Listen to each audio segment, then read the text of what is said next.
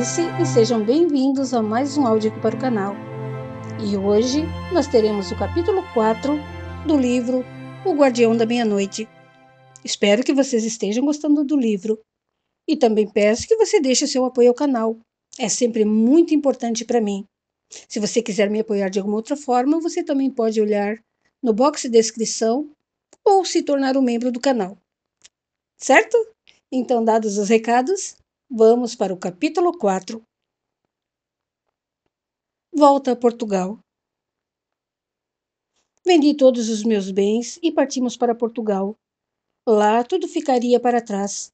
O tempo encobriria tudo. Compramos uma bela propriedade próxima a Lisboa e nos instalamos com muito conforto. O pai dela, devido ao desgosto sofrido com as notícias sobre a sua filha, havia se afastado do cargo de ministro do rei. Era um homem amargurado. Contei-lhe a mesma história que havia contado a ela. Ele comentou: eu sabia que minha filha não seria capaz de cometer um ato dessa natureza. Foi todo um lamentável engano, senhor. Mas o tempo vai encobrir esta mágoa.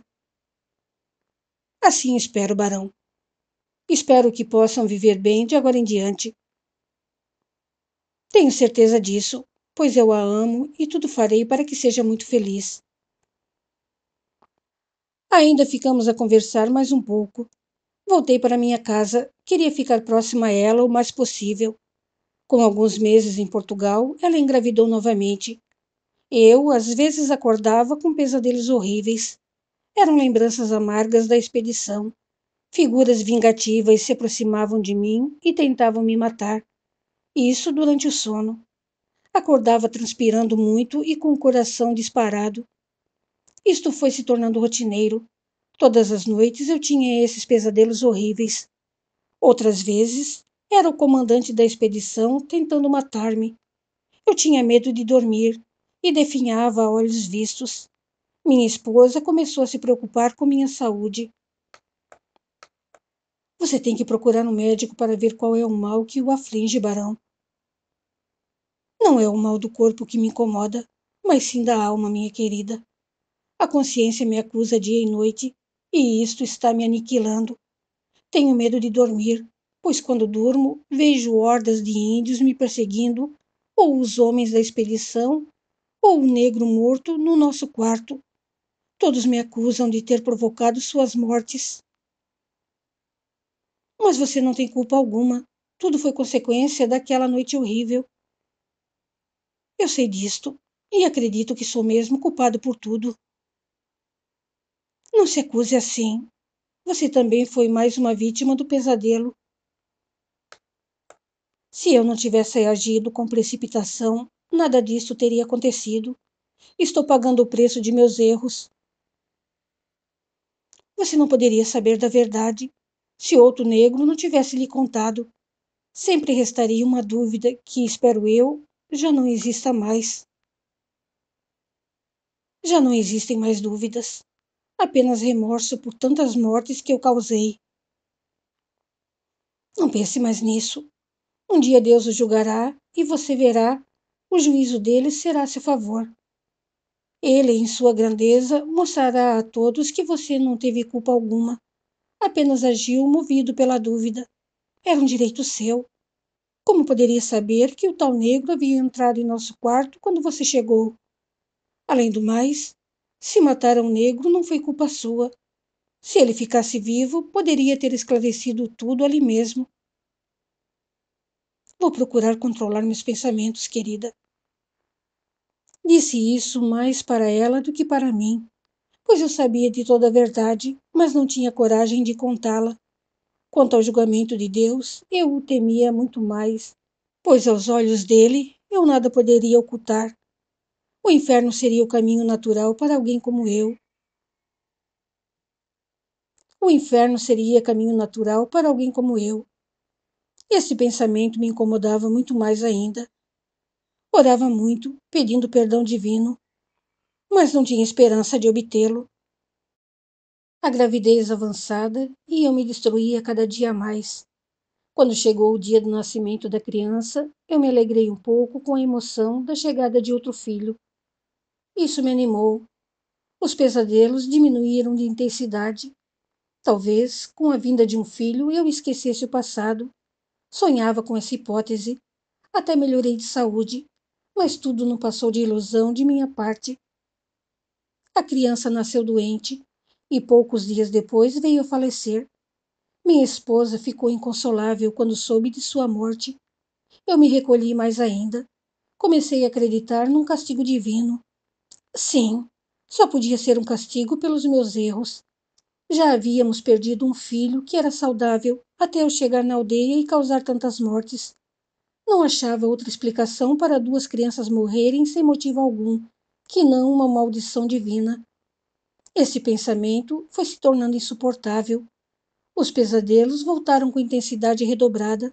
Não me alimentava, nem conseguia dormir mais do que uma hora seguida, sem sofrer acusações dos mortos. Minha esposa tentou me animar um pouco. Vamos, querido, não se abata tanto com a morte de nosso filho. Talvez seja o destino. Mais para frente teremos outro. Muitos casais tiveram filhos que morreram logo após o nascimento. Não somos os únicos. Nada respondi. Não tinha vontade de conversar. Ela ainda insistiu comigo. Resolvi contar-lhe a verdade. Vou contar-lhe toda a verdade, querida esposa. Depois verá que sou causador da morte de nossos filhos e de tantos outros. Que verdade? Perguntou curiosa. A morte do negro, dos índios e dos homens da expedição. Você já falou disso antes. Disso sim, mas como tudo começou, não. Foi só por causa da invasão do nosso quarto por aquele negro. Seria bom se fosse só isso. O que você não sabe é que fui eu quem mandou o negro entrar em nosso quarto naquela noite. Como? Não estou compreendendo. Eu lhe contarei tudo. Acalme-se. E comecei a falar da minha obsessão por ela não ser mais virgem quando casamos e como encarei a sua recusa e lamentações durante a viagem até chegarmos à colônia.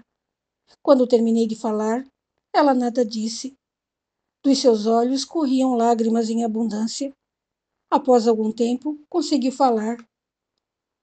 Eu lhe juro por tudo que há de mais sagrado, que jamais havia sido tocado por homem algum. Eu alimentava o sonho de entrar para um convento da Virgem Maria e ser uma freira mariana. Foi por isso que chorei antes de me entregar a você.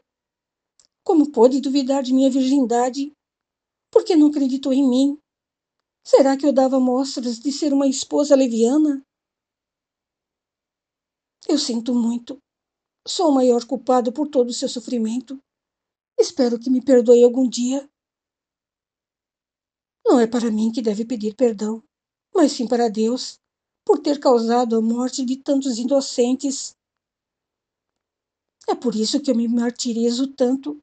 Minha consciência não tem paz. Acusa-me a todo instante. Além do mais, após seu desaparecimento naquela noite, eu descobri que a amava. Sim, eu a amo muito, minha querida esposa. Eu o amei nos últimos tempos. Achei que era um homem bom, mas agora não tenho certeza de nada mais. Por que tinha que me contar tudo isso agora, que eu já havia esquecido todo o sofrimento por que passei? Eu não consegui ocultar mais. Sou culpado pela maldição que paira sobre nossas vidas. Que Deus me perdoe. Com voz dura, ela respondeu: duvido que ele o faça. Somente o inferno abrirá suas portas para recebê-lo quando morrer. Do céu não deve esperar nada. Nos seus olhos não havia mais lágrimas, apenas frieza e desprezo por mim. Ela apanhou suas roupas, joias e algumas coisas de uso pessoal e foi para a casa de seus pais. Eu havia perdido a única coisa que me importava neste mundo. Sim, ela era tudo para mim, e sem sua presença não valeria a pena viver. Tranquei-me no quarto e chorei muito. Estava muito fraco e em poucos dias não tinha mais forças para me mover. Sentia-me um morto-vivo, com a consciência a acusar-me dos crimes cometidos por uma desconfiança idiota. Sabia agora que ela era pura quando se casou comigo. Sabia também que a amava muito. Foi o destino que me conduziu até Portugal para torná-la minha esposa. Não tive dignidade de acreditar nela quando me jurou ser virgem. Não tinha mais noção do tempo. Sabia que estava trancado no quarto há muitos dias. Não sabia se era dia ou noite, e nem conseguia me mover na cama. Sentia dores em todo o corpo. Lentamente, uma lassidão foi me envolvendo. Consegui dormir um pouco, mas logo acordei com pancadas na porta e com gritos que me mandavam abri-la. Senhor Barão, abra essa porta, por favor. Ouvi também a voz de minha esposa pedindo-me que fosse abrir a porta. Animei-me com sua presença. Tentei levantar, mas não consegui me mover. Estava paralisado pela fraqueza. Vamos derrubar a porta, falou alguém. As portas eram muito resistentes. Tinham um grande ferrolho atravessado no meio. Com um machado, começaram a despedaçá-la, e eu nada podia fazer para ajudá-los. Por mais que me esforçasse, não conseguia mover um dedo. 1000 pensamentos passaram pela minha mente. Talvez Deus tivesse me castigado e paralisado meu corpo. Sim, só podia ser isso. Por fim, a porta foi derrubada. Vi meu sogro e minha esposa com alguns empregados. Quando entraram no quarto, taparam as narinas. Meu Deus, ele está morto há dias, falou ela. Sim, o cheiro está muito forte. Acho melhor providenciarmos o enterro o mais breve possível. Eu ouvia, mas não acreditava no que diziam. Comecei a falar também. Não estou morto, querida. Ajude-me a me levantar. Ainda posso caminhar. Só estou muito fraco. Ela olhava em meus olhos. Ainda falou. É uma pena não ter se confessado antes de morrer. Sim, filha. Acho que sua alma vagará por muito tempo no purgatório. Papai, ele deve ter sofrido muito por causa do remorso que o atormentava. Foi um castigo justo, minha filha. Alguém que fez tudo o que ele fez só pode ter o inferno como morada eterna. Não diga isso, papai. Ele já sofreu bastante por ter errado. Duvido. E quanto aos inocentes que morreram por sua estupidez, terá que pagar por isso também. Deus nunca o perdoará pelo que fez. Vamos embora. Vou mandar que enterrem logo o corpo, pois o mau cheiro está insuportável. Como deve ter sofrido, papai. Olhe, seu corpo está em pele e osso. Morreu de fome e de sede. Pagou um pouco do que devia. O resto o inferno se encarregará de cobrar. Ele saiu na frente. Ela ainda olhou meus olhos. Nesse instante, eu tornei a falar. Querida, não estou morto. Só estou muito fraco e não posso me mover. Ajude-me a me levantar, por favor. Ela estendeu sua mão direita em direção ao meu rosto. Pensei que ia me ajudar, mas não. Apenas tocou meus olhos. Senti o incômodo quando seus dedos foram colocados sobre os meus olhos. Instintivamente, eu os fechei e abri. Ainda ouvi ela dizer: Durma seu sono agora, barão. Chega de ficar com os olhos abertos, com medo de seus pesadelos. Eu não quero dormir. Preciso de ajuda. Ela virou as costas e saiu do quarto. Eu gritava seu nome. Creio que tive uma crise nervosa e comecei a chorar. Não era possível que ela fosse tão cruel a ponto de não me ajudar agora. Algum tempo depois, controlei-me, afinal. Era um direito dela não me ajudar. Eu a havia feito sofrer tanto e injustamente. Quando já estava conformado com a situação, levei outro susto. 2 homens com lenços no rosto entraram com um caixão tosco no quarto, tiraram a tampa e um comentou com o outro: Quem diria, hein? Um barão rico como ele morrer desta forma. Sim, deve ter sido horrível, não? É, morrer assim abandonado deve ser a pior das mortes. Por que será que ninguém o ajudou? Ouvi dizer que ele se trancou no quarto após a morte do filho recém-nascido. Dizem que sua esposa vai entrar para um convento de tanto desgosto. É uma pena, pois ela é uma mulher muito bonita e ainda jovem. Eu teria coragem de me casar com ela, ainda mais com a fortuna que vai herdar com a morte do barão. Sim, eu a consolaria com muito prazer. E deu uma gargalhada. Ah, como eu gostaria de passar uma noite com ela. Garanto que aí sim, ela veria o que é um homem, não um velho como este barão. Ela não deve ter sido muito feliz como mulher. Sim, isso é verdade. Já pensou? Uma beleza como ela, tendo que suportar as carícias de um bode velho como este? Nunca conheceu o prazer que um homem de verdade poderia ter lhe proporcionado. Caíram na gargalhada. Eu comecei a xingá-los de todos os nomes chulos que conhecia, mas eles nem prestavam atenção em mim. Quando olharam novamente para mim, foi para me segurar, um pelos braços e outro pelas pernas, e enfiar-me no caixão. Não façam isso! Gritei desesperado. Cuidado, pois meus ossos doem muito. De nada adiantaram meus gritos. Fui jogado sem piedade no caixão. Puseram a tampa sobre ele e começaram a pregá-la. Continuei gritando, mas não ligavam para os meus gritos. Logo, senti que era arrastado para fora do quarto. Fui mentalmente acompanhando o percurso. Pouco depois, senti dores horríveis quando desceram os degraus da escada. Gritei muito por socorro, mas parece que ninguém ligava para mim. Senti quando jogaram um caixão sobre uma carroça. Parem, seus assassinos! O que vão fazer comigo? Para onde estão me levando? Uma ideia temerária tomou conta de mim. E se o pai de minha esposa tivesse mandado os seus empregados sumirem comigo somente por vingança? Talvez quisesse se vingar pelo mal que eu havia causado à sua família e também a ele próprio, pois deixou de ser ministro do rei por causa do desgosto que eu havia lhes causado. Sim, só podia ser isto. No mínimo, iriam sumir comigo, porque eu não podia reagir devido à fraqueza que se apossara do meu corpo. Ainda pensava nisto, quando percebi que pararam a carroça. O caixão, comigo dentro, foi colocado no chão e comecei a ouvir o som do solo sendo escavado. O que vão fazer comigo? Vamos, canalhas! Digam o que pretendem. Faziam-se de surdos, pois não respondiam às minhas indagações.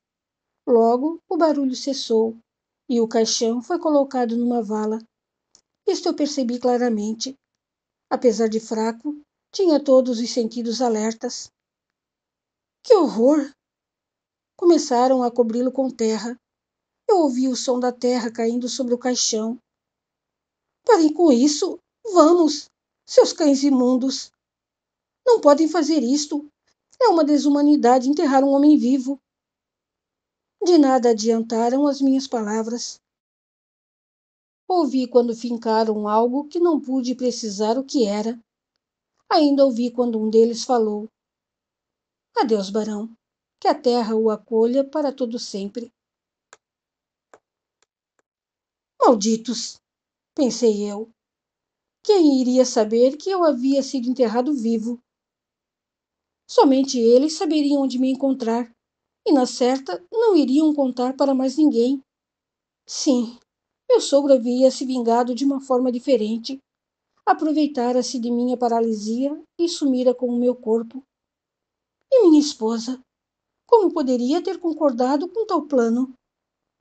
Na certa, queria ficar com minha fortuna e longe de mim. Eu achava que tinha sido um tolo em contar-lhe que desconfiava de sua virgindade. Agora pagava o preço da sinceridade. Na certa, ela falou com o pai, e os dois resolveram enterrar-me vivo para ficarem com a minha fortuna. Que imbecil eu havia sido! Ela, jovem, bonita e riquíssima, iria se divertir de agora em diante. É isto. Como não imaginei essa possibilidade? Ela já devia ter alguém a quem amava em Portugal, e eu tinha voltado para perto de seu amado. Além do mais, como ela mesma havia dito, os malditos índios a disputavam todas as noites. Que estúpido era eu! Ela conhecia outros homens e sabia como era o prazer. Com minha fortuna, iria tornar-se uma messalina em Lisboa. Quanto ao seu pai, deveria reconquistar seu ponto de ministro do rei. Tudo isso graças à minha fortuna. Sim, deveria ter arquitetado um belo plano para se livrarem de mim. Afinal, eu não era mais necessário. Já estava velho mesmo. O que uma jovem de 17 para 18 anos, muito bela, iria querer com um homem de quase 50 anos? Talvez preferisse ser disputada por muitos rapazes, tal como quando esteve entre os índios. Para eles seria muito fácil dizerem que eu havia falecido de desgosto pela morte do filho recém-nascido. Sim, nem filhos para atrapalhá-la tinha agora. Era totalmente livre, e eu facilitara tudo ao ficar paralisado pela fraqueza. Como podiam dizer que eu estava morto? Na certa, disseram aos conhecidos que eu já estava morto há muitos dias, como eu os ouvira dizer, apenas para não terem que me mostrar a ninguém. Sim, tiveram uma ideia perfeita para se livrarem de mim. Eu os amaldiçoei com todo o meu ódio. Que traição eu havia sofrido! A mesma falsidade de antes do casamento.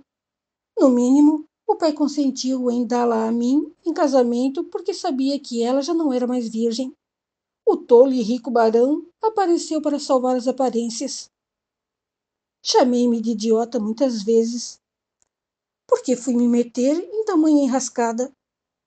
Não podia ter continuado no Brasil e usufruindo tranquilamente dos encantos das jovens que eram minhas amantes? Estúpido barão, dizia eu. Mas e agora? Como sair dali, se não tenho forças para me mover? Além do mais, o caixão era espesso e forte. Eu não conseguiria quebrá-lo, ainda mais que estava enterrado a uma boa profundidade. O ódio foi tomando conta de todo o meu ser. Cadê o negro e os índios que antes não me davam paz? Onde estariam eles agora? Tudo não passara de uma ilusão de minha mente por causa de um remorso estúpido. Sim, era isto mesmo. Eu fiquei com a consciência a me cobrar pela morte de uns miseráveis e só arruinei minha vida com isso. Que tolo havia sido! E não havia meio de me livrar daquela situação. Quem sabe se eu orasse a Deus pelo seu socorro? Sim, Deus é bom e iria se compadecer do meu sofrimento. Não iria concordar em sua infinita bondade com tamanho crime praticado por parte daqueles dois. Não, no mínimo ele me salvaria daquela situação horrível. Comecei a orar com grande fervor. Fiz todas as preces que conhecia, por muitas vezes. Orei também a todos os santos e santas que conhecia. Sim, alguns deles poderiam, num ato de misericórdia, fazer com que alguém cavasse ali e encontrasse o caixão. Depois de muito tempo orando, ouvi alguém cavar o solo. Não era perto ou acima, mas estavam cavando.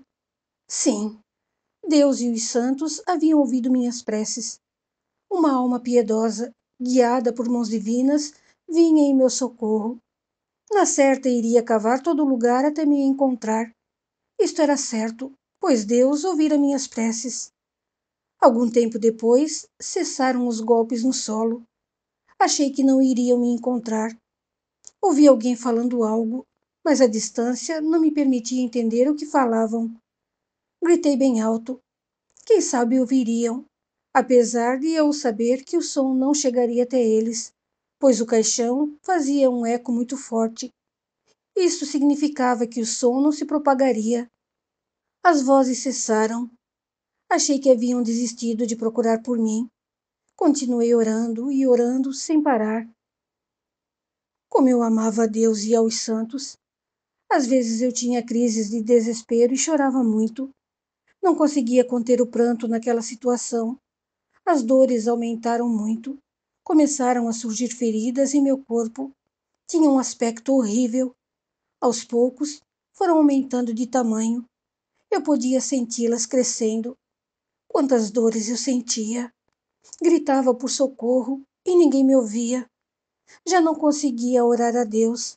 Sentia minha carne sendo devorada por vermes. Que horror! Eu os sentia andando por minha pele. Entrei em choque.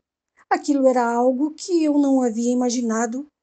Sim, eu estava isolado em um caixão. Os vermes iriam me deixar igual a um cadáver, todo carcomido. As dores foram aumentando de intensidade, mas o pior ainda estava por vir.